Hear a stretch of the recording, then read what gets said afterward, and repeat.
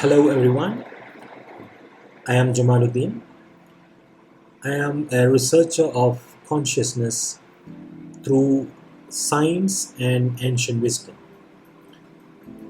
I've been trying to understand who am I and why do I exist in this body, mind and spirit. Uh, I was trying to understand it through science and especially through researching into spiritual scriptures. So on my journey to understand the spiritual scriptures for last 15 years, I understood that the Quran is actually the continuation of the ancient wisdom of Egyptians. So the word Quran itself is to read. Quran means reading. Qara'a means read. Ikra, read.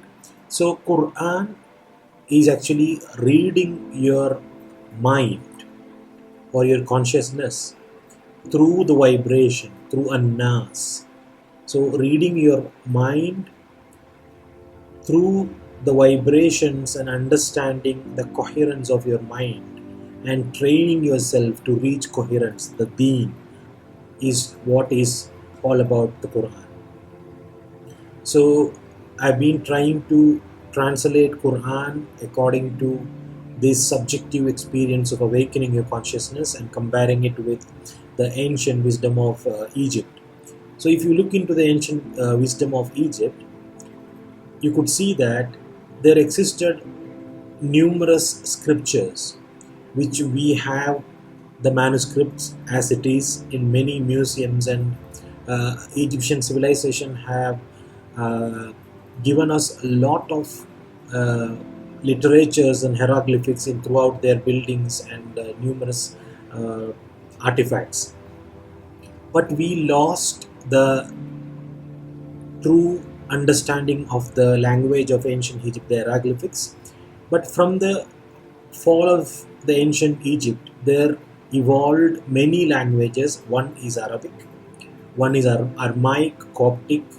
A lot of the Middle Eastern ancient languages were the languages that evolved after the fall of uh, hieroglyphic ancient Egyptian language. And if you carefully analyze the origin of Quran, we can understand that Quran actually, I assume that Quran originated in the Hegra region or Al-Ula of Saudi Arabia, where it was used as a knowledge of resonance. They created resonance chambers in the rocks and carved resonance chambers, and they used these resonance chambers for meditating and understanding the brainwave frequency. So when you go into a resonance chamber, we can hear when you are very stable in your mind and you have least amount of wandering, you can listen to your own brainwave frequency. So that is a technique which was inherited from the ancient Egyptians, and the Nabateans, who were the followers of Akhenaten, who got displaced from the ancient Egypt and they spread throughout the world. So they were the people who wrote the Quran, and I believe this real meaning of Quran is very important for the modern world, because that is the best source we have about how to awaken your consciousness through listening into the vibration or the brain waves. So by inspired from this knowledge, I have developed a application where you can connect the modern EEG electroencephalography device and scan your brain waves and understand what is the resonance or what is the frequency happening in your mind. And if you find incoherent frequency between your mind functions, you can bring back to coherence. So that is the application called mind fitness. So today I'll be trying to share with you my translation of Quran chapter, and I'll try to explain the science behind it and how did it is the continuation of the wisdom of ancient Egypt. So this is chapter 72. The heading of the chapter is the subconscious, and in the Arabic word is jinn. So the word jinn and ins are actually the category of our mind, the subconscious mind and the conscious mind. And the word jinn actually is originated from the ancient Egyptian word in or in. So if you look into the ancient Egyptian word, the inpu, it's called royal child, and from that inpu it is inpu Anubis. So the jackal-headed god, the personification of a god, Anubis, which is actually uh, Greekized version of the ancient Egyptian word inpu. So which we call as Anubis is actually the root word of the Arabic word jinn. And the root word jinn actually is originated from jim noon noon, which has the words like Jannah. So Jannah means the subconscious, the protection of subconscious. So uh, the chapter is talking about the subconscious and the subjective experience in the subconscious in the process of awakening your consciousness. So I'll try to explain. Um, so the chapter in the Quran always starts with kul, and if you look into the ancient Egyptian scriptures, like the Book of Dead, and in the original name is the Book of Coming Forth with Flow. So it was a scripture which was created to create to keep to make people understand and reach the flow state in their consciousness. So the modern people, we call it the Book of Dead. And if you compare that scripture with Quran, the Book of Dead also starts with always say or kul, and the real significant meaning is to unfold in your mind, to tell yourself that. So unfold in mind, it is inspiring to me that is attentive a repulsive part of the subconscious mind.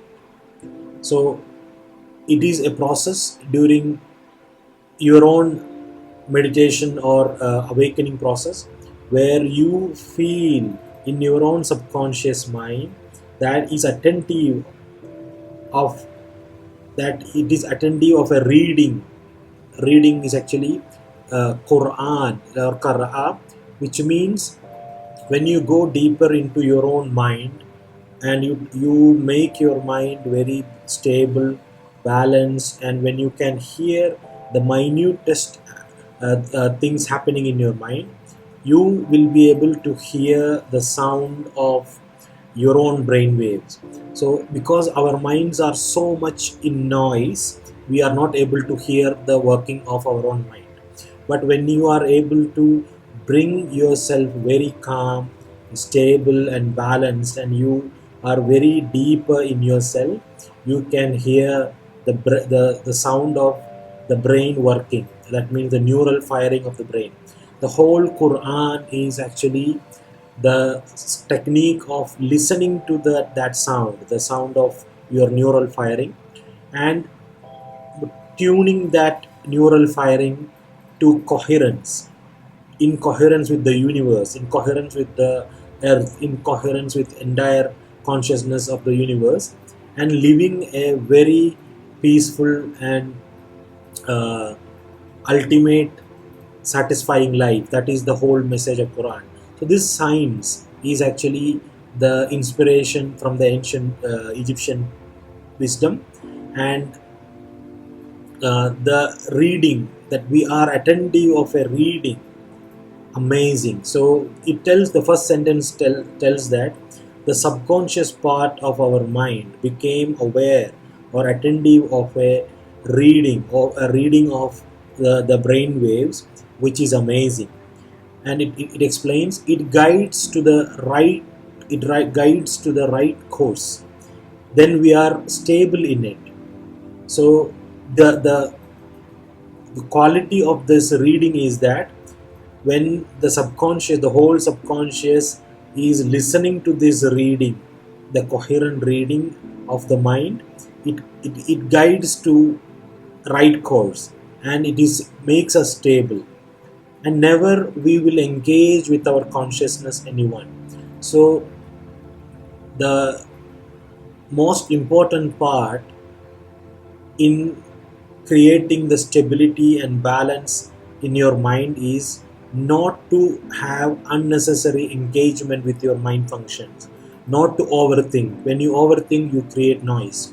When you get anxious, you create unwanted noise in your mind. It all creates incoherence in your mind, which makes you difficult to listen to your own deeper self.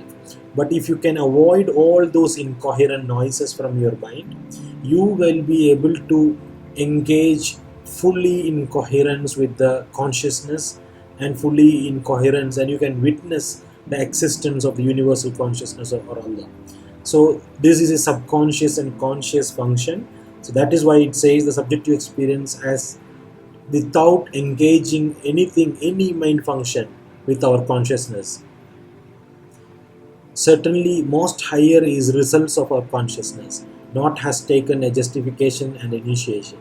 So, it explaining the quality of our consciousness as when you are awakening to the most high of the consciousness, and you don't have any noise or incoherence of mind functions like overthinking, anxiety, judgment, or anything, and you are very stable, calm, and balanced in your mind, you can feel and sense the existence of your consciousness in its most high state. So that is what is explained in this verse.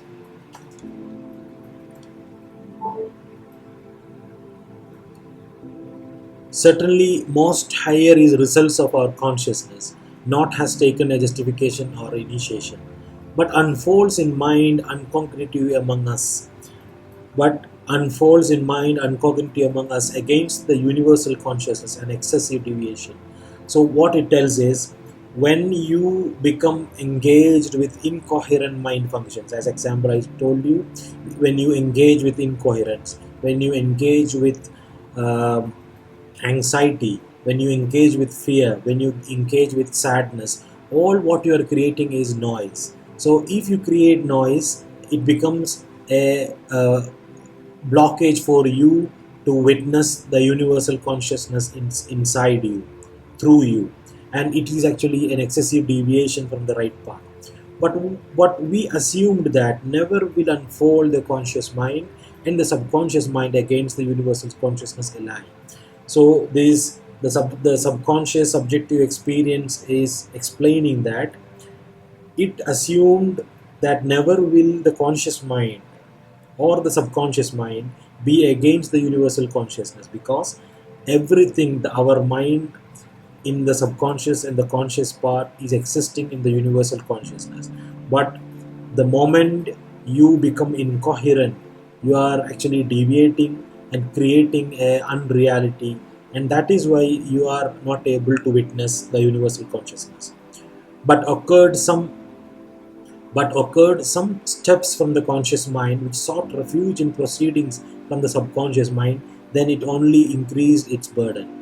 So, because the conscious mind is incoherently relying on to the subconscious mind, that is why it is creating incoherence. So that is a very big science, because I'll show you in the brainwaves in the Mind Fitness app. This is a real-time brainwave graph. So what it is explained in that verse, I will explain through scientifically. So this is actually the conscious mind, where the brainwave for thinking, reasoning, and understanding is visible. So when you say conscious mind, we consciously think, we consciously reason, and we consciously understand. But the subconscious functions related for those are actually cognition, emotion, and attention. The cognition part is not conscious function, but it is subconscious function. Even if you don't want to be cognitive, it happens automatically subconsciously in your mind. Emotion also same thing. You can it happens subconsciously. And attention also, it happens subconsciously. And emotion and attention, we can consciously engage with it, but it happens spontaneously in those moments. So uh, in the mind, in the psychology, in the study of consciousness, the conscious mind and subconscious mind functions are divided, and uh, both are actually interrelated. So what does it mean? The conscious mind steps, because of its seeking with the subconscious, it created deviation. So we can see that the subconscious functions like cognition, emotion, and attention are actually very much associated in the brain waves, in the functioning of the brain with the conscious function. If you are having a incoherence in emotion, for example, this is the emotion, this is the brain wave for emotion, and emotion is always related with your understanding. So whenever the emotion is higher, the understanding also becomes higher. Whenever emotion is unstable, your understanding also becomes unstable, because all are related, interrelated, and all acts like a wave which is interdependent on each other. So that is what is explained in the verse. Some steps from the conscious mind which sought refuge in proceeding of the subconscious mind, then it only increased its burden. So that's what it explained. When, for example, when our emotion is negative, when the emotion is actually either sadness or anger, the level of understanding in the conscious function will be affected. So if our understanding is not right, it can reversely affect our emotions as well. But it had assumed, as you assumed, that the universal consciousness would never revive anyone.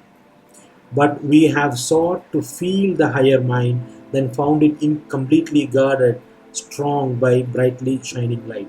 So this is a very deep subjective experience of going deeper into your subconscious mind and accessing the world of subconscious. And people who have experienced near death experience and tunnel vision, they know that once you go deeper and exist there, the field of their mind, they what they see is bright shining light.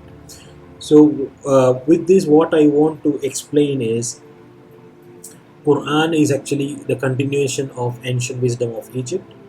And uh, there is immense wisdom about consciousness and about the mind, the field of mind, how to awaken your consciousness, how to listen to the brain waves, how to uh, bring peace into your life, how to make secure mind. So a lot of wisdom is there in the Quran. And the importance of Quran for the modern world is that it is the link which we can get to the wisdom of ancient Egypt, and especially understanding the coherence of mind through listening to the brainwaves. So it took for me many years, and it's a cross discipline subject where we need to understand about neuroscience, where we need to understand about consciousness, where we need to understand about ancient Arabic. So it is a very simple message how to live your life in coherence with the universe, in coherence with Allah, and how you can witness in yourself, through yourself, the existence of the universe. And that is the meaning La ilaha illallah. That means there is no being other than the supreme being or Allah, and I witness that there is no being other than the supreme being. So what it subjectively means is that when you seize all your internal beings, and when you become one with the universe, and that is the moment where you can live your life in its most coherent way, where you will be guided and driven by the intuition of the universal consciousness, and that is the Rasulullah, intuition of universal consciousness. So you live according to the purpose of the universal consciousness. So this wisdom of how to live your life on uh, coherence with the universal consciousness is the real message of Quran, and that was the wisdom which allowed the ancient Egyptians to survive for thousands of years. And I hope the most important thing which the world need now is to how to know how to awaken their consciousness. So people who are interested and who are working on themselves to awaken their consciousness, I'll be sharing my understanding about the science of consciousness, the ancient wisdom of consciousness, and my understanding of wisdom of ancient Egypt through understanding it through the Quran. So if you are interested on any of these topics, please subscribe to the channel.